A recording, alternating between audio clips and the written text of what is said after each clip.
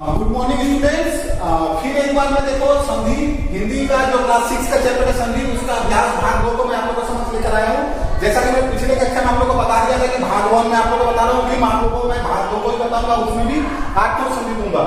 तो ये रहा, ये आप लोग का नया 8वां संधि, इसे भी आप लोग बनाने का प्रयास करोगे। मैं आप लोगों को दिखा दे रहा हूँ कि किस प्रकार बनता है, इसके बाद आप लोग घर में बनाने का प्रयास करोगे। सबसे पहले देखो क्या है सदाशय। सदाशय क्या है, कौन सा संधि है, किस प्रकार में समझूंगा मैं। जब आप लोगों को व्यंजन सदिश के पहले वाला वीडियो में भाग 1 में मैं आप लोगों को बताया था, तो मैं आप लोगों को बता दिया था, क्या बताया था कि यहाँ पर आधा चौ पूरा चौ रहेगा, वो क्या होगा तो हलंत में बदलेगा। आधा लो पूरा लो रहेगा, वो क्या होगा तो हलंत में बदलेगा। ये सब बताया था ना। फिर जो जहाँ रहेगा आधा जो या पूरा जो जहाँ रहेगा वो क्या होगा तो हलंत में बदलेगा। इस समय बताया था आधा गो जहाँ रहेगा पूरा गो जहाँ रहेगा वो क्या होगा तो हलंत में बदलेगा। ये सारा चीज को मैं बताया था। और इसके बाद में भी बताया था कि यहाँ पर देखो एक नया है सदाशय। अब यहाँ पर आधा दो या पूरा दो रहता है, वे क्या होता है तो हलंत में बदलता है।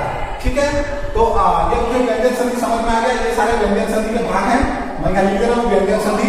अब व्यंजन संधि समझाने के लिए किस प्रकार व्यंजन संधि बनाओगे, तो क्या किस प्रकार बनाओगे, तो ये सारी चीजों को मूल रूप से आप याद रखोगे, है ना। तो देखो क्या है, पहला है सदाशय। मैं ठीक उसी प्रकार लिख रहा हूँ, यहाँ पर संधि विच्छेद, यहाँ लिखा संधि विच्छेद, और यहाँ लिखा संधि के नाम, संधि का या संधि के नाम। ये चीज को मैं लिखा। अब मैं एक एक करके बनाता हूं। देखो क्या है सदाशय, क्या बनाओगे, शब्द बनाए प्लस केवल हम दो को बदले हैं तो हलंत में, पर यहाँ पर आ है। क्लियर, मैं सिर्फ दो को तो हलंत में बदला हूं पर आ है। तो आप क्या करोगे, आ की मात्रा को आप आ लिखोगे आशय। क्लियर, समझ में आया? नहीं आया तो मैं फिर बता दूं सदाशय।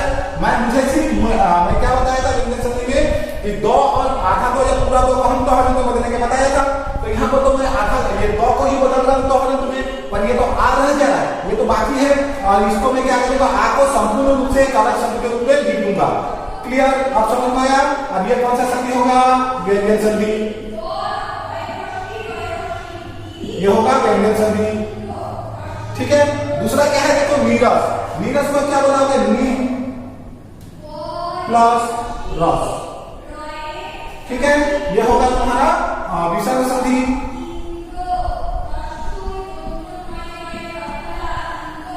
ठीक है, उसके बाद क्या देखो परमात्मा। यहाँ पे दो शब्द जुड़ा हुआ है, चूंकि स्वर संधि है, पहले बता जा रहा है स्वर संधि है। यहाँ पे दो शब्द जुड़ा हुआ है, क्या जुड़ा है, परमात्मा, परम प्लस आत्मा।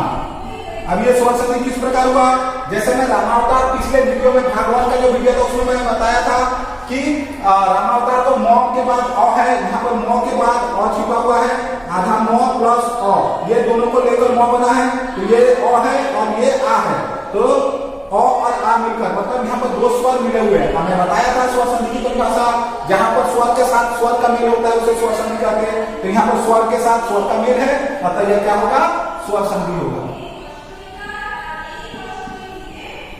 क्लियर, नेक्स्ट है देखो दिग्गज। क्या बनाओगे उसको, दिक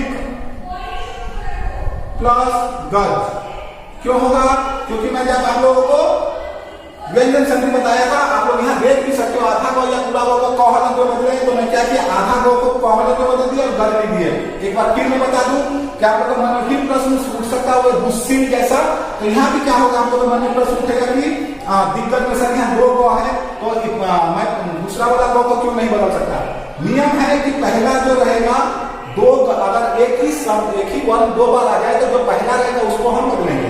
क्लियर, तो यहाँ पर दिग्गज आधा गो को हम कहना तो बदले, बाकी सारा हम सेम लिखे। क्या हो कहते हैं, व्यंजन संधि।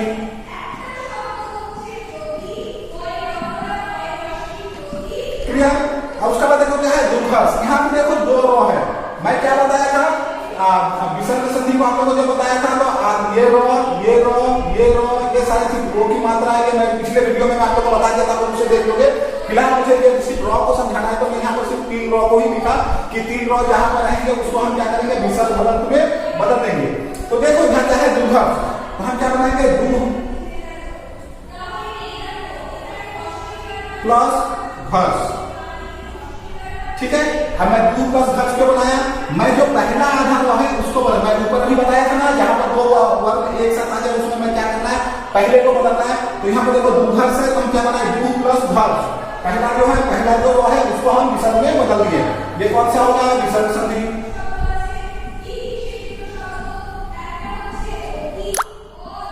नेक्स्ट क्या है देखो, अत्यावश्यक। इसको क्या बनाओगे, अत्यावश्यक मतलब जो अत्यधिक आवश्यक हो, अर्थात अति आवश्यक, अति प्लस आवश्यक। ये कौन सा संधि होगा, अति, यहाँ पर है स्वर है और यहाँ भी स्वर है, अर्थात ये क्या होगा, स्वर संधि।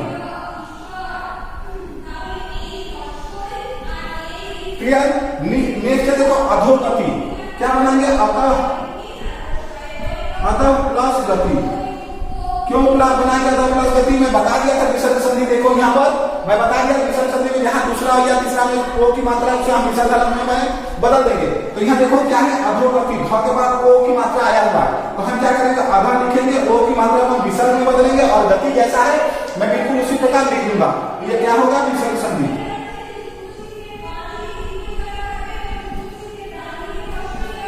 नेक्स्ट क्या है देखो, संचय।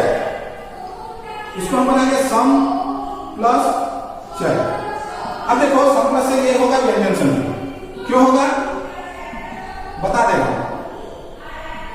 देखो सबसे पहली बात, जहां पर हलंत की मात्रा देखोगे, जहां हलंत देखोगे उसे व्यंजन संधि बनाओगे, जहां विसर्ग देखोगे उसे विसर्ग संधि का नाम लिखोगे, और जहां पर हलंत है ना व्यंजन है वहां पर क्या स्वर संधि का नाम लिखोगे। अर्थात जहां पर स्वर के साथ स्वर का मेल देखोगे, जैसे अत्यावश्यक में देख सकते हो स्वर के साथ स्वर का मेल है, परमात्मा को देख सकते हो स्वर के साथ स्वर का मेल है, इस प्रकार। अब देखो मैं आ जाता हूं संचय पर। क्या है, सम प्लस चय।